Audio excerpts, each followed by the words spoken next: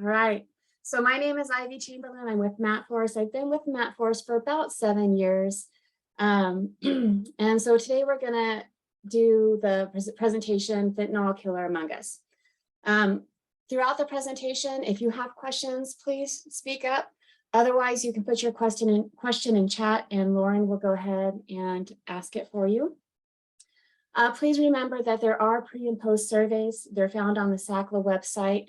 I haven't uploaded it yet, but we will have a new presentation uploaded to the SACLA Toolkit website. So that way it will have the survey information in there and any new information we've added, which we have added a few things. So I think it'll be great.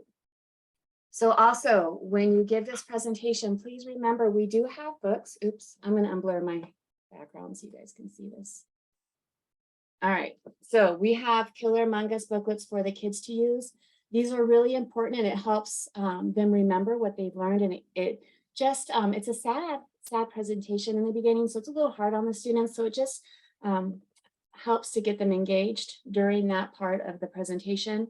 I'm not sure how many of you are given it, but this is really a great piece of the presentation to include. So please make sure that you include this booklet every time that you present. And then once we get further into the presentation, we begin talking about fentanyl. We have a little fentanyl visual, and so we use Sweet and Low. So I always have a Sweet and Low packet with me. So please have kind of some kind of packet with you, whether it's Sweet and Low, whatever you want to use. I use Sweet and Low. We also have a cookie visual. We've turned that into a Play-Doh activity. So just so you know, you do not have to do this. If you'd like the script, I will send it to you. I will see if we can add it to the website, but it's fun. And I don't know about you guys, but I love hands-on activities. So we get these little containers of Play-Doh. They're really tiny. And we get beads. So we get beads with little holes in them. You can do any size beads you want, but today I'll be using these tiny, tiny ones. I don't know if you can see it because of my fingers, but they come in little packets like this. Or you can use the pony beads, which have larger holes and they're bigger beads, and they come in packets like this. That is an optional activity. I am a hands-on kind of person, and so anytime I can incorporate a hands-on activity in the classroom, I do, because I love it. So, and then as an educator or presenter, always be prepared. Please review the PowerPoint at least a day in advance if you can, or if you're doing afternoon presentations, if you can reserve a portion of your morning. But you want to make sure that you have the PowerPoint on a flash drive. You want to make sure you download the MP4s just in case there's any technical issues at the schools or wherever you're presenting. And then when I get to the school, I'm always early. I always pull up my PowerPoint. You want to be able to make sure you get everything up and running before class starts. But I also pull up the YouTube videos. So there are 4 or 5 YouTube videos that you can utilize. We were not able to purchase the MP4s for those. So if your school has internet, I would pull those up ahead of time because the links don't always work in the PowerPoint. So that's just a word of advice. You'll also want to have the QR codes up and running. It's different. So I'm going to go ahead and share my screen with you guys so you can see. Does everyone know how to get to access the QR codes? So this is a little bit different. So we're going to hop in there real quick and I'm going to show you. So do you guys see the SACLA Toolkit website? Does everyone see that? Okay, I'm going to take that as a yes. Oops. I don't want to leave it in. All right, so if you come to the SACLA Toolkit, it's saclas.org. You're going to go hit the toolkit, scroll down to fentanyl. Then you're going to go into evaluation, and you're going to go into this please read link. So once you get in there, the QR codes or the link that you need for the surveys will be found at the very end of the survey. So if you just scroll down, I've actually loaded this to my computer and put it on a flash drive. So I have everything at my fingertips. I never trust the internet wherever I go to present. I always want to make sure I have it handy. So it'll be on the last page of this sheet, a Killer Among Us youth presentation. So use the QR code for the pre, and then there's a QR code for the post. If they don't have cell phones, they can use laptops. If your school does not have internet, you can print the surveys off, but you will have to input each one individually. So just so you know, you have that option, but it is time consuming. Okay. So we're going to go ahead and, oh, one more thing. Just so you know, we are using these surveys through the end of the fiscal year, which is September 29th. Any new surveys that are any surveys that are revised will be uploaded to the website September 30th. So please continue to use these QR codes until the beginning of October. We'll let you know if there's revisions made. All right, so we're going to go ahead and jump into the PowerPoint.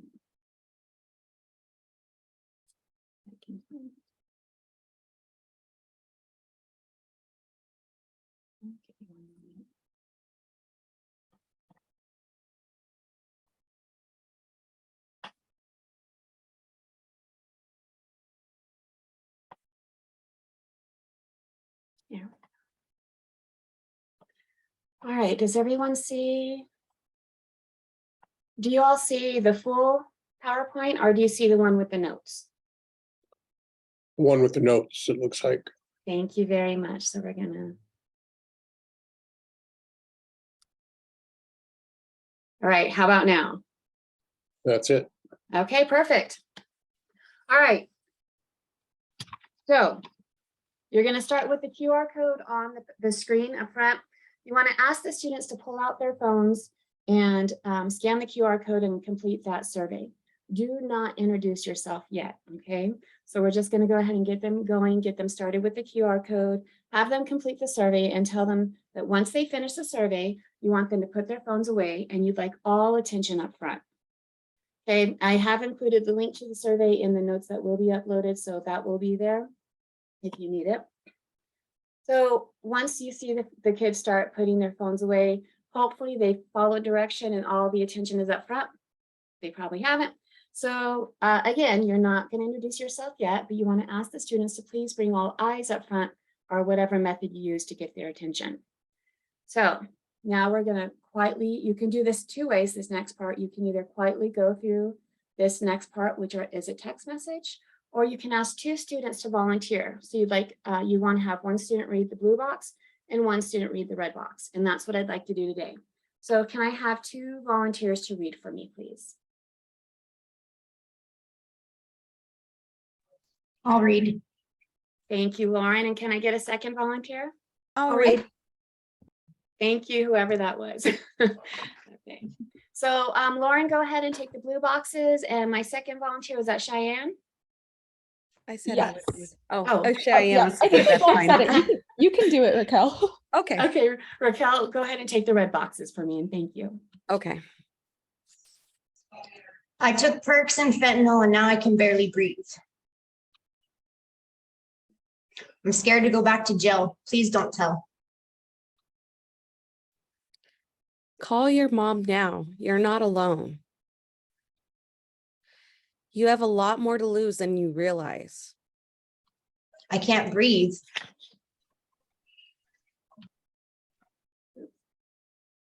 All right. My name is Ivy Chamberlain. I work with MATFORCE. Does anybody know what MATFORCE is? So I just wait for a second. Some of them do, some of them don't, I'll ask. So we're a drug prevention organization, and we go into schools and we talk to kids as young as kindergarten all the way up to 12th grade. And so we talk about making good choices, what drugs are, how they affect the body, and the science behind them. So I am a parent. I have an 18-year-old daughter and a 17-year-old son. And so today we're going to talk about something that we've never seen before. This doesn't happen. Kids don't die of an overdose. The text message we just read was an actual text exchange between a student that was dying of a fentanyl overdose and his best friend. I want you to know you have a lot more to lose than you realize. So let's start by looking at the number for Arizona. So in 2018, 59 teens died of an opioid overdose. In 2019, 69 teens died of an opioid overdose. And in 2020, 87 teens died of an opioid overdose. So we have something called an overdose fatality review board, and that is part of my job. And what we do is every quarter, I collect the most recent deaths from the medical examiner's office. I collect all of the corresponding police reports with those deaths. And then I have the sad job of calling those families and asking them to share about their loved one that has died from an overdose. So we do this because we want to get as much information as we can so we can see what the reoccurring themes are in those deaths. And our hopes are to find something that we can connect, put resources in, or do something to prevent future overdose deaths. So through these case reviews, we found that the person that gave these kids the marijuana, they were all marijuana users, was the same person that gave them the fentanyl pills. So I'm going to make you honorary overdose fatality review board members for today. We're going to hear more in-depth details about 4 teens' fentanyl overdose deaths. So I'm going to pass out these booklets, and then we're going to review those deaths. And what I'd like you to do is I want you to listen to each of the cases. I want you to find the things their stories have in common. And I'd like you to write down any interesting or similar events that you hear. Remember, we're looking for similarities so we know what recommendations we should suggest to prevent more teen overdose deaths. So the cases that we're reviewing today are that of a 14-year-old male, a 15-year-old male, a 16-year-old male, and a 19-year-old male. So let's go ahead and turn to the second page of our booklet, okay? And that's going to be David's story. So this is what was told to us from David's mom during the family interview. David was a force of nature, larger than life, full of life, and laughing all the time. The laughing hid what was really going on inside. All the teasing he went through about the mole on his neck, the white eyebrow that he wanted to dye. All of this caused anxiety. His reality was he had sadness, and when he took drugs, he thought it helped with the sadness and anxiety. The night David died from fentanyl, he had purchased drugs again and got more than he understood. He had issues in the past with drugs. He had even gone to jail for past experiences. Overdose to him was taking too much and pulling through it and not doing that much again. It wasn't about dying. He knew his body, he had faith it would get him through. It had always been the case in the past. The thing he did not understand is fentanyl was stronger than his body and what it could take. He went to sleep thinking he would wake up tomorrow and never do that again. He did not wake up. His mother stated, "Do not underestimate what your parents will do for you." If David had just gone to her for help, she had naloxone or Narcan in the home. She could have helped. She knew something was wrong when his alarm went off and he did not get up. One thing his mom would like you to know, you do not know what you're getting into and how easily it can take your life. So moving to the bottom of David's story in the booklet, can anyone tell me what choice could have been made differently to prevent this overdose death? Does anyone have any ideas? Now, one thing that was not shared is that text that we read at the beginning was David. It was a text that he was sending to his best friend as he was dying from the overdose. Now, thinking about that component, is there a choice that could have been made differently to prevent this overdose death? All right. So let's go ahead and let's turn to the next page in your booklet. This is Isaiah's story. And this is what Isaiah's mom shared on a Facebook post. She said, "I hate that it had to be you, something, but I cannot have this tragedy happen and not spread awareness. We as parents try our hardest to teach and direct our children down the right path and to make the right choices. But at the end of the day, our children make the choices, and my son made a choice he could not take back. Isaiah was supposed to go with friends to buy some new shoes. He ended up being at a location he shouldn't have been. He was given a pill and was told it was Percocet. My son became unconscious. Because his friends were scared of the consequences, They let my son lay there for over an hour. Paramedics arrived and began CPR all the way to the ER.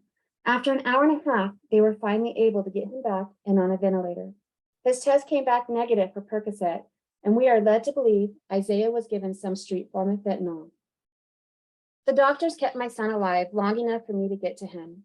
I was given the option to pull the plug. The damage was too far. His organs were shutting down. His brain was too damaged. I said to him, son, mommy is here, and you do not have to be scared. I love you, and it's okay to let go.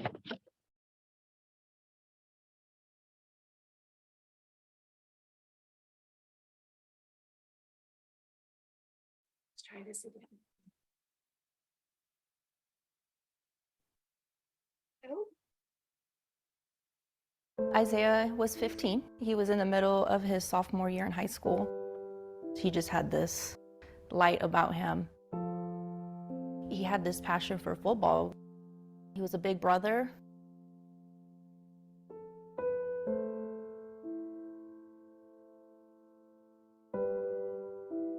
I get notification from a family member that there's a picture of Isaiah passed out circulating on Snapchat. And I said, well, what happened? They're saying that he took a pill. You know, he went to go lay down and he just wouldn't get back up. These kids waited about an hour or so before they even called 911. I just couldn't believe that. Why wouldn't you call 911?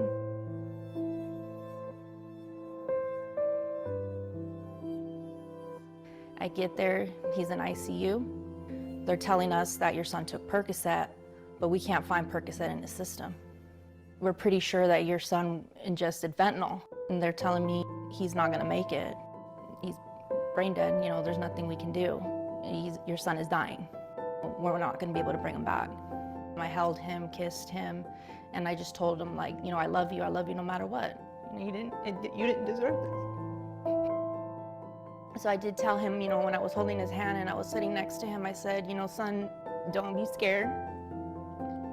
And it's okay if you want to let go.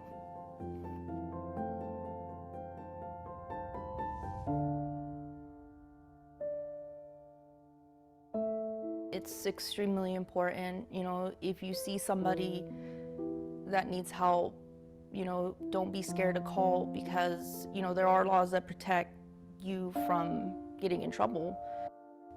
Every second when someone's not breathing counts, every second, every moment.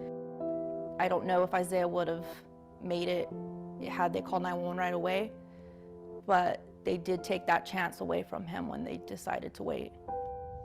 I just hope that other parents, you know, maybe can talk to their children to prevent this from happening to their child. One mistake cost my son his life. Isaiah didn't want to die. You know, fentanyl changes everything.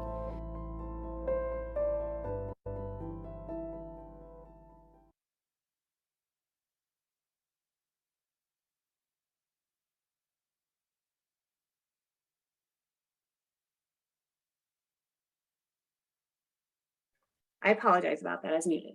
All right, so looking at Isaiah storing a booklet, what choice could have been made differently to prevent this overdose death?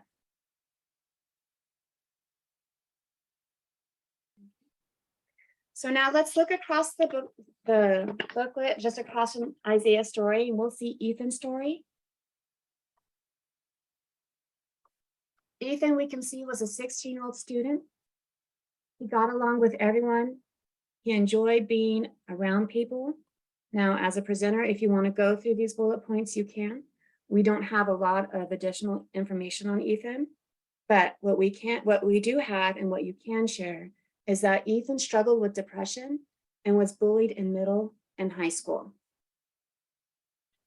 So looking at the bottom half of Ethan's story, was there a different choice that could have been made to prevent this overdose death?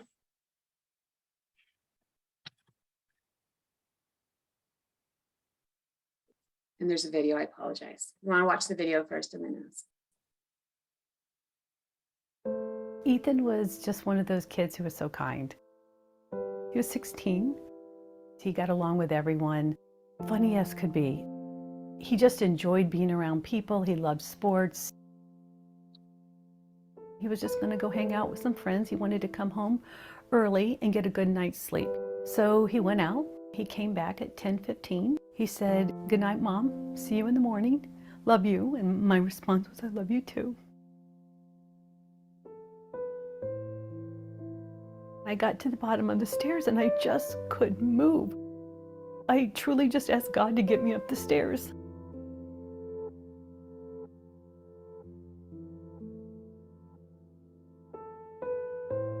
So I went to the bed, I was talking to him, "Son, it's time to get up."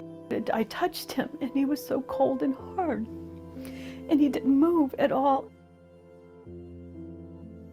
Next thing I knew, there were 5 responders, 2 on either side of his bed, and I just looked at them and I said, "You're stronger than me. Please wake him up. I can't get him up." Your head doesn't go that my son has died. You can't fathom that what you're going through is the death of your son. They asked me, they said, "We're going to take him, we're going to bring him down now, and he will be in a body bag. And it's probably best that you go to the other room." And I said, "I brought him into the world. I'm going to watch him come out."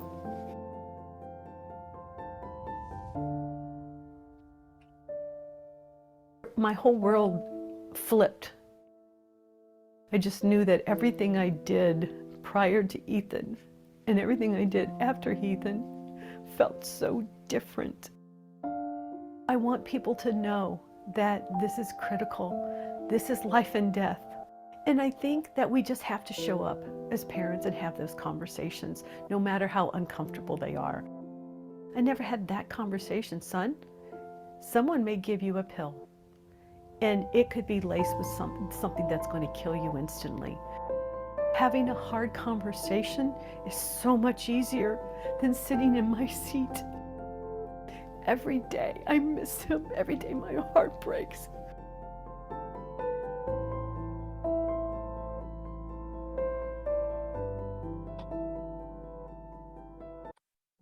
All right, so let's try this again.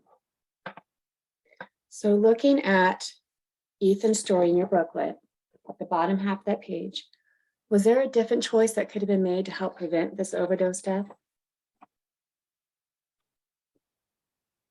All right. So let's go ahead and we're going to turn the page. We have one more case to review, and that's Ivan's story. Ivan was a 19-year-old. Ethan was Let's try that again. Ivan was a 19-year-old ASU student. He and his friend both purchased from the same dealer. Ivan died, but his friend did not. They thought they were buying Xanax, but the pills were actually counterfeit pills laced with fentanyl. So I'll give you a moment to fill out your page. And I'd like you to be thinking, is there a different choice that could have been made to help prevent this overdose death? You may or may not have student responses during these case reviews. It's pretty heavy. And in previous classes, I've had students that knew Isaiah. I had students that knew David. So it can get a little heavy for the students. And you may have students, because these cases are from all over Arizona, that may have known these the kids in these reviews. So just be mindful and empathetic. If they need to leave the classroom, that's fine. Usually teachers will intervene. All right, so you're going to go ahead and go to the next slide after asking about the choices. So now that we've heard the details of these overdose deaths, would any of my honorary overdose fatality review board members like to share a commonality they found? So at this time, if you'd like to have a student come up and be a scribe, they can write what the kids share down on the whiteboard. We can annotate it today if we want. If you want to write it down and record it on the whiteboard, that's fine. So I'd like to ask you guys, what are the commonalities that you heard in today's cases? Does anyone have anything to share? Okay. Would you all agree that they were all teens? Were they with friends or people that they knew and trusted? Did any of them think they were buying prescription pills? We do know that fentanyl was in every pill and it was deadly. And sometimes just one pill can kill. We know they use social media apps and texting. And none of them knew that they took a pill that they didn't know would end their life. So now as overdose fatality review board members, it's our job to look at all of the information we've gathered and asked, what can we learn from these commonalities? If there's no responses, just keep on going. What about the friends in each of these stories? What was their role in the overdose deaths? And so we know that each of them were given a pill that killed them. So we should really be asking ourselves, do friends really push pills? So now let's learn some more information on opioids. So prescription opioids can be prescribed by doctors to treat moderate to severe pain, but can also have serious risks and side effects. Does anyone know an example of a prescription opioid? Okay, so at this time, students normally will start sharing. A lot of times they'll say Xanax. Xanax is not a prescription opioid. So just make sure you let them know. But once you click again, it's going to come to this examples. So a lot of them will say oxys, perks. That's probably about it. Very rarely has any student ever said fentanyl. I think I've had one student in all the classes I've taught. So you'll go down, show them the examples. And then you're going to jump over to the fentanyl box and read that. So fentanyl can be 50 to 100 times more powerful than morphine. Prescription fentanyl is used for treating severe pain, typically advanced cancer pain. Fake fentanyl is illegally made in cartel superlabs, mostly found in the jungles of Mexico. 7 grains is a typical user amount of fake fentanyl. 12 grains can kill you. So I brought with me a sugar packet. This is 1 gram of sugar. Now, if I open the sugar packet, do you think you could count 7 grains of sugar? Are you sure? And at this time, you may have some students that are like, nope, nope, nope. But you usually have 1 or 2 students that are like, yeah, I could do it. So that's when you're going to say, are you sure? Because 12 grains can kill you. Now, at this point, we have where you can either give the activity, the Play-Doh activity, you can do it, or you can give a visual and talk through it. So we're gonna do the Play-Doh activity.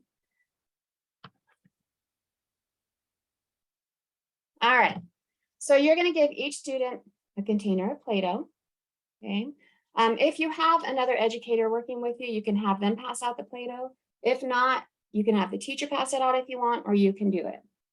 So you're gonna ask the class, how many of you like to bake cookies? The Play-Doh that we just passed out is gonna be your cookie dough.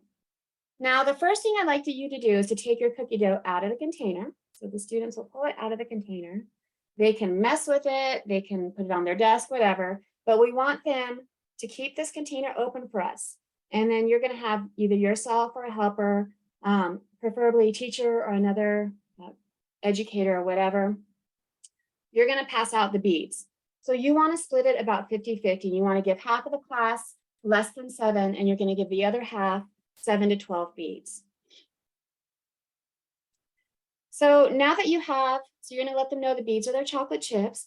Now that you have your chocolate chips, you're gonna mix your chocolate chips in with your cookie dough. So we've got our chocolate chips in with our cookie dough. The kids can mix it and play with it. You know, they're gonna mix it really, really well. So make sure you mix it well, get all your chocolate chips in there. Now take a minute and look at your cookie dough and look at your neighbors. Can you tell how many chocolate chips are in your cookie dough or your neighbors? No, because they're all mixed in, right? So when you bake cookies, they flatten out. So we're gonna go ahead and we're gonna flatten out our cookie dough, okay? Try to get it as flat as you can. I just dropped the chocolate chip. All right. So as the students flatten out their cookie dough, I don't know if you can see it, there we go. As they flatten out their cookie dough, those chocolate chips will start to become visible.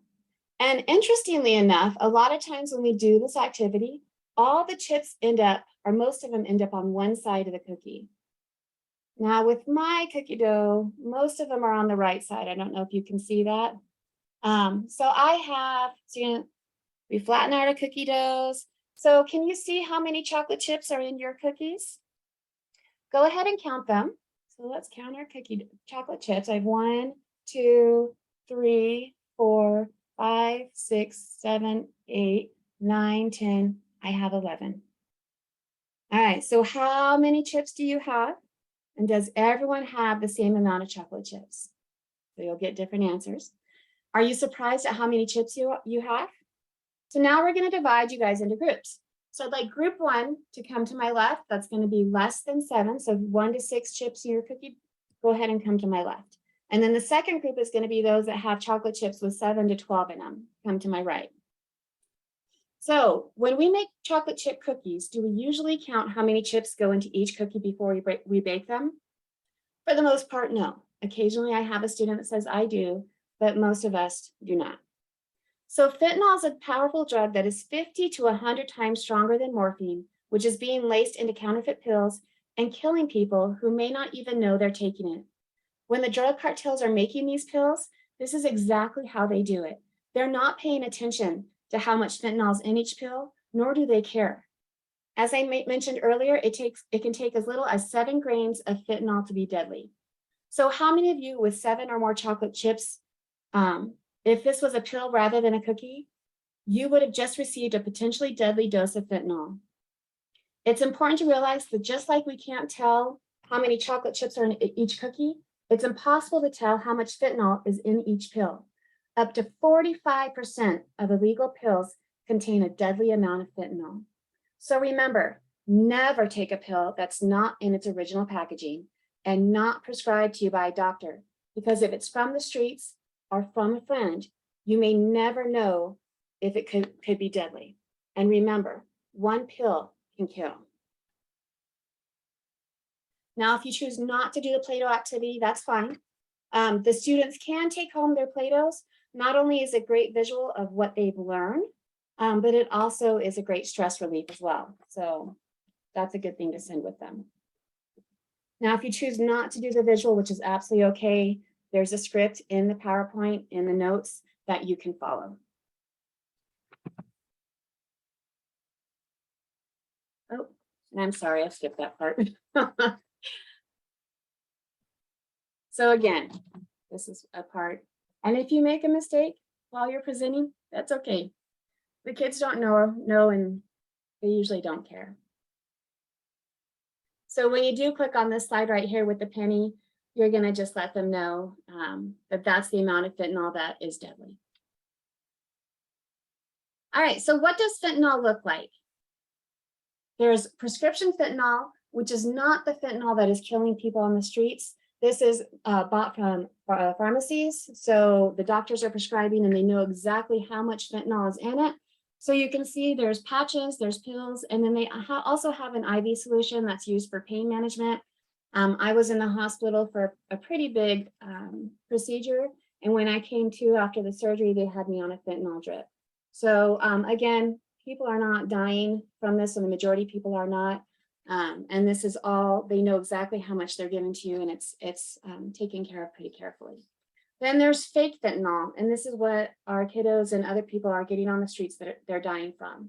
So you've got fake perks, fake oxys, fake Vicodins, fake Xanax. We also have a little blue pill called M30s, and those are pretty popular in the state and very, very deadly. Fentanyl can come in a powder form, and most recently, it looks like candy and it tastes like candy because it's got sugar in it. And so those colorful pills that you see at the bottom, those are also M30s. I'm thankful for the marking, but those are what we're seeing in Phoenix and on all parts of Arizona. So again, remember, never take a pill not prescribed to you that's not in its original packaging, even if it's Tylenol. I have an 18-year-old daughter. She used to work at Texas Roadhouse. And one day she texted me and she's like, Mom, I have a really bad headache. I don't know what to do. So I said, do you have Tylenol on you? And she's like, no. So I was about to say, well, you know what? Just ask one of your coworkers for Tylenol or aspirin, see if anyone has any. And I realized you can't do that anymore. So I said, Gaps, go to your boss, ask her for some Tylenol or aspirin, go to the office with her and watch her pull it out and take that. And I just thought, how sad is that we have to be that careful right now, but we really do. So what do opioids do to the brain? Now, just so you all know, this is going to be a YouTube video link. If you click on the brain, it should take you to the link. If it does not, remember, we pulled up those YouTube videos beforehand, so we can just jump out of our PowerPoint and go to the YouTube videos. Oh.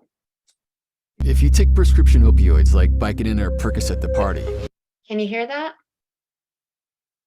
Okay, it may not look like much on the outside, but serious damage is happening on the inside. Everyone's brain has receptors that regulate both pain and emotion. Opioids attach to these receptors just like heroin does, and create the same type of addiction because chemically, they're almost exactly the same.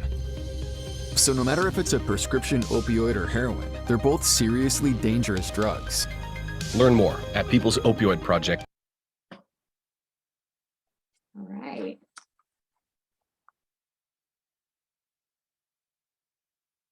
Okay, and can you see the full slide again? Lauren, I'm watching you. Okay, thank you. All right, so that's your first YouTube video. So that explains how opioids work in the brain. So do you know what an overdose looks like? We're going to click on the pictures. These again should take you right to your videos. The signs of opioid overdose are hard to notice. If you pop an oxy or perk while drinking, the mixture can make you drowsy, slow your breathing, and lead to organ failure. But those changes are so subtle, they can be easily overlooked. Because the truth is, overdosing on prescription pain pills looks similar to sleeping. So no one knows to help.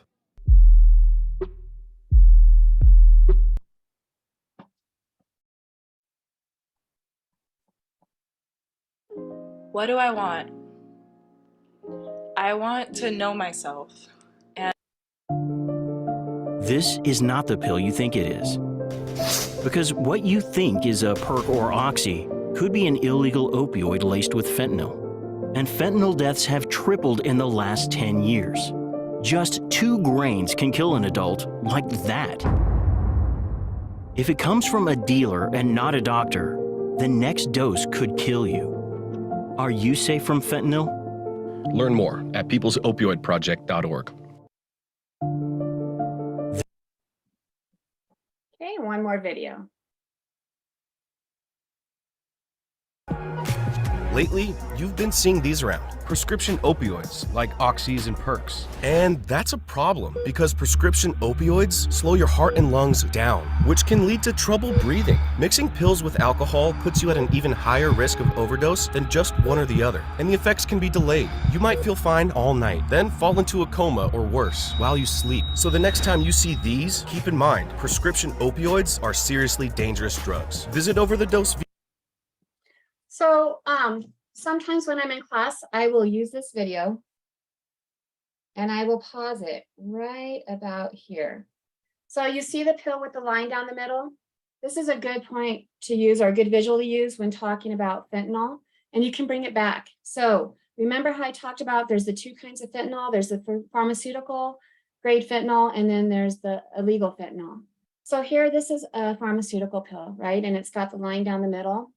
With the pharmacies, yes. Ivy, we can't see that. I just feel all we see is what does an overdose look like. Thank you. So you guys couldn't see any of the videos, but you could hear them. I hear them. I am so sorry about that. All right, let's see if we can pull that up here.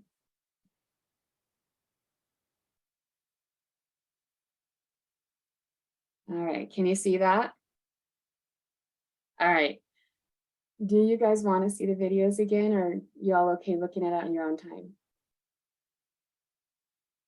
Okay. So I will use this to show the difference between pharmaceutical grade.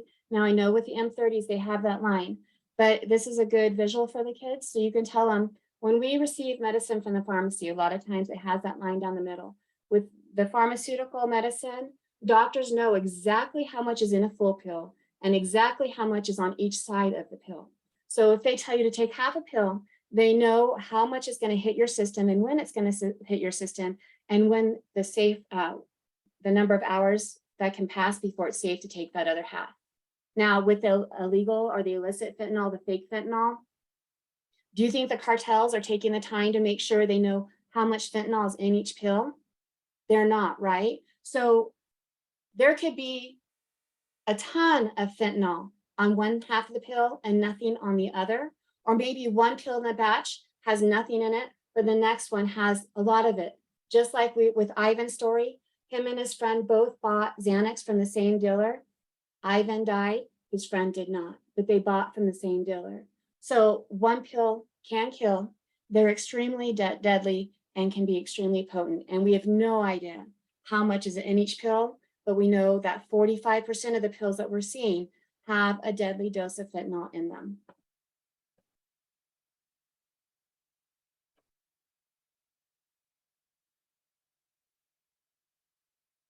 All right, so what are the signs of an overdose?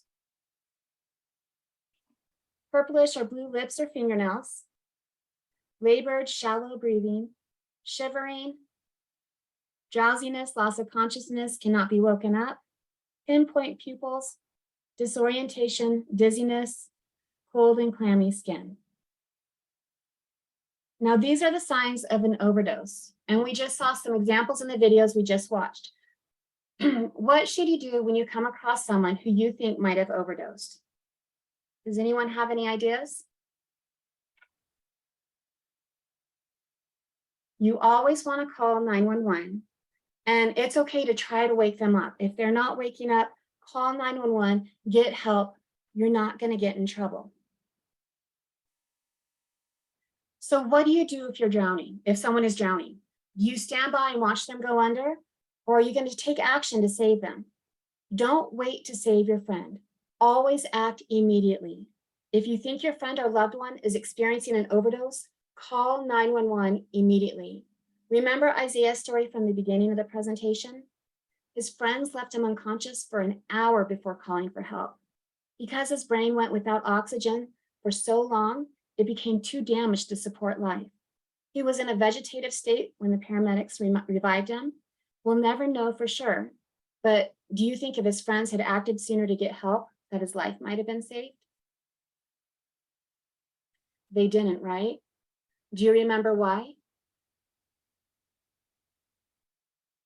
Usually, the kids will say because they're scared of the consequences. That's the number one things that you get, the number one response you receive. So you can read, my son became unconscious because his friends were scared of the consequences. They let my son lay there for over an hour. Now there's something called the Good Samaritan Law, which shields someone from getting in trouble for seeking help for an overdose. Now, remember when I told you about the Overdose Fatality Review Board? That's part of my job. And I will tell you that every police report that I get in, usually the officers have mentioned somewhere that everyone is protected by the Good Sam Law. Just know everyone is protected by the Good Sam Law, including kids. We've checked with attorneys to make sure everyone is protected. So we're going to watch a video done by the WOW Coalition on the Good Sam Law. Have you heard of Arizona's Good Samaritan Law? If you are using drugs and someone you are with is experiencing an overdose, call 911 immediately and get help. You will not be charged or prosecuted for the possession or use of a controlled substance or drug paraphernalia if you seek medical assistance for someone with a drug-related overdose.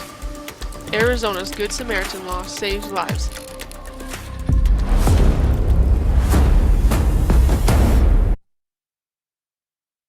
All right, so what should you do if you think someone has overdosed? Always call 911. Now, do any of you know what to do to protect yourselves?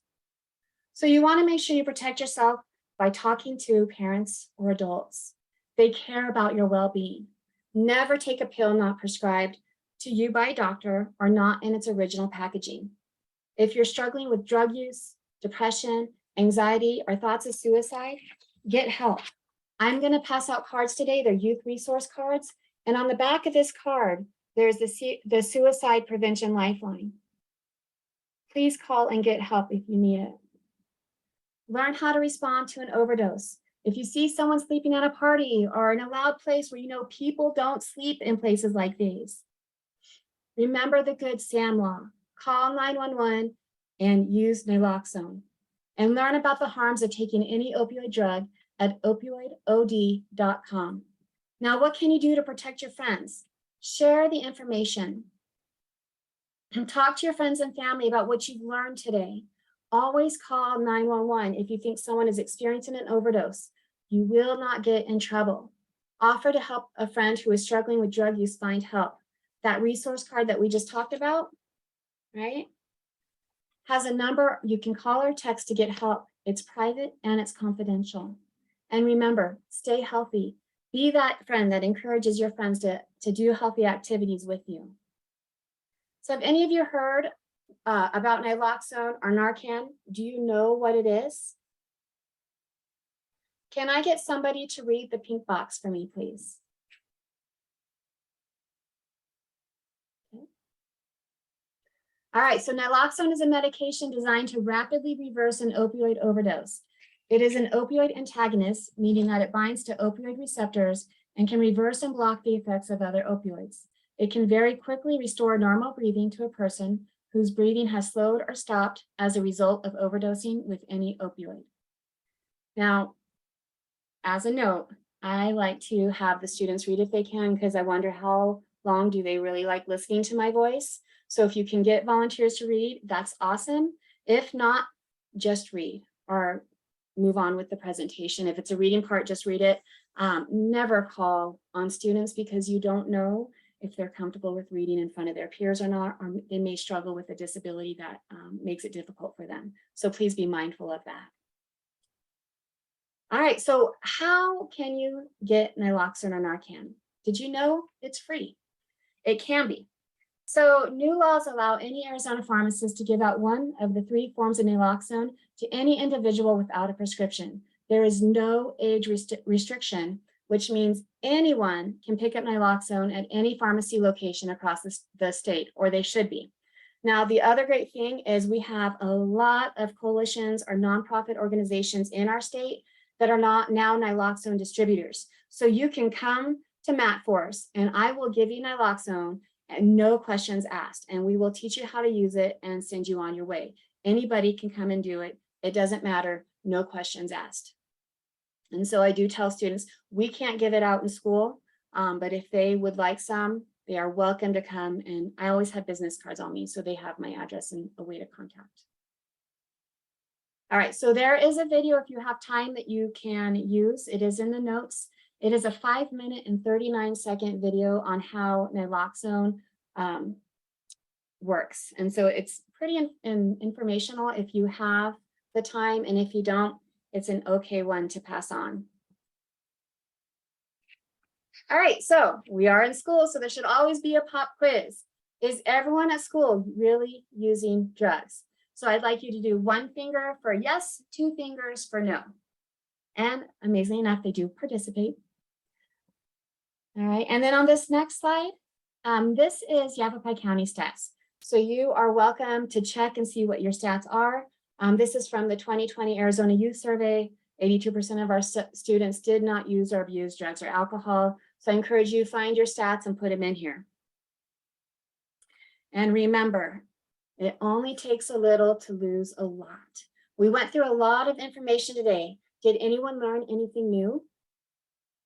If you remember one thing from this presentation, please remember this. It only takes a little to lose a lot. Family, friends, you. So never take a pill not in its original packaging or not prescribed to you by your doctor. And remember, 1 pill can kill. And then for this next slide, if you want to have your QR code up there with that, that's great. And you just want to let the students know. All right, let's go ahead and let's pull out our phones again. I want you to scan the QR code and let's take that survey one more time. And just have them go ahead and complete the survey. If you have anything to pass out, I encourage you to have stuff to pass out. You want resource cards. We have over 20 varieties to choose from, I believe, on the toolkit. Those are great to have. And if you have anything else. Now, with the booklets, I don't know how many of you have looked at them or using them, but they have information on the inside page.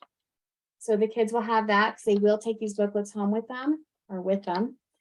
And then there's also information on the back page. So they are getting educational information that will be going with them. And then if you can throw in a resource card, that would be awesome. And then anything else that you have. So do we have any questions?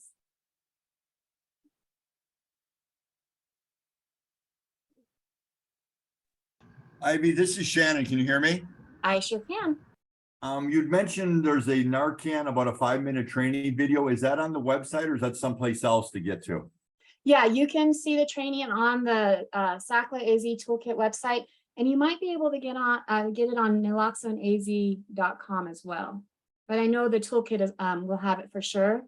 We have little half sheets that we give to people and we just talk to them when we hand it out. I know some coalitions may give a training. If we go to a group and we train specifically on naloxone, we will use the PowerPoint. But I encourage you, Shannon, if you're not familiar with the steps, to go through that training, that PowerPoint, and familiarize yourself with it. Yeah, I'm familiar with the training. I've given it a few times. I'm just trying to find a good video that the handouts they give, people still have a bunch of questions. I don't know if I've seen this video before, but I just wanted to see it maybe presented. It still seems difficult to the lay person who's never used it before or has any idea on how to use it. So Yeah, trying to find a good video. They're in the facilitator's guide for the PowerPoint, or in the notes section on the naloxone section. There is that video if you want to pull it up. It's a 5-minute, 39-second video, but I believe towards the end they go over that. Okay. And also, does Shelley at Hyde have copies of the hard copies of the resource cards and booklets, or how do we get those? She may. I know they've been getting distributing a lot, but you can also order them through us. Or Shannon, are you with the coalition? Yeah, I represent a lot of the coalitions here in the Valley. Okay, awesome. So yeah, you can reach out to Shelley if you'd like. She should be able to get you hooked up, or you can contact Mary Lee directly. Do you have her email? I do. And you said the cards are on the website? There's like 5 or 6 different cards. Is that on the SACLA website? Yes, you can get cards, and I think we have like over 20 to choose from for the front. Okay. All the backs will be similar, and then we have them per area. So the cards I have are, of course, for Yavapai County, but you can get it for your area, and then you can choose what you want the front of it to look like. Okay, good. Thank you. Yeah, and Shannon, just so you know, you can get these booklets on the SACLA website as well. And you just print them off there? You can print them off, or you can have them ordered. Yes. Yeah, thanks. You're welcome. So I just want to encourage everyone, please, or remind everyone to please use the surveys, the pre and the post, and then also just really make sure you're getting the point across that one pill can kill. It's more powerful than 50 to 100 times more powerful than morphine. Just really make sure that you're getting those points across, and do not take a pill not prescribed to, not in its original packaging. And we have had parents report out that their kids will say, don't take a pill that's not prescribed to you, so they are getting it, they're understanding it. And we really want to make sure that we push that across, especially with those handies that have been introduced. And so just we want to make sure we educate our kiddos real well. Are there any other questions? I feel like this is kind of a silly question, but I've never given this presentation before, and I've watched it. This is my second time now, and I've seen the videos, but like every time I see the video, like it chokes me up, and then reading this stuff, and I'm like scared I'm gonna cry while I'm trying to give it. Has that ever happened to anyone? And what do you do? So I always choke up. My son looks a lot like Isaiah. Mm-hmm. And so the first time is still, I get a little teary-eyed. So the first time I gave those presentations, I choke up, and the kids hear it, but I think it just, might come across, I mean, all the kids end up getting a little choked up, I think, right with you. It's heavy material and it's hard to hear. So I wouldn't be worried about it, Destiny, if you choke up a little. Do you mind if I ask if you have kids? I do have kids, yeah. Okay. So sometimes if you want to, you can always say, I've got kids, so this is so hard or whatever. And, I always tell the kids at the beginning, I've got teens. I just feel like it gives me a little more thought with them, I guess, being a parent of teenagers. But, I think they just understand because you're a mom. So, but I've never had kids question that or comment or anything. I mean, I think we're all feeling the same thing. So I wouldn't worry too much about it. Thank you. I appreciate that. You're welcome. And Ivy, just to clarify, again, I know that the booklet's available on PDF in the toolkit. Is the booklet that you're showing us something that was printed as an actual booklet, or are you also just taking it out of the toolkit to print off? It's in the toolkit as a booklet, but we print it off as booklets. It's a smaller size, so kids tend to keep it with them more so than our larger size booklets for other curriculum. So this has actually been a really great tool to have, and it just reiterates everything that they heard. So right. So sorry, go ahead. No, you're good. Go ahead. So are you, it's not through Sir Speedy or anything? You guys just use your computer to print as a booklet? No, we order through Sir Speedy. And if any of you all are with coalitions or needing help purchasing items, just contact Marilee directly, please. We may have some additional funding. Lauren, you may know more about that than I do for you to purchase some. But I really do strongly encourage that every time you give this presentation that you always have the booklet. It really helps keep the kids engaged and makes them feel, I think, a part of that overdose fatality review board. It just kind of gives that feel. So anything else? Great. All right. Nice job, Ivy. Thank you. All right. Well, if there's no other questions,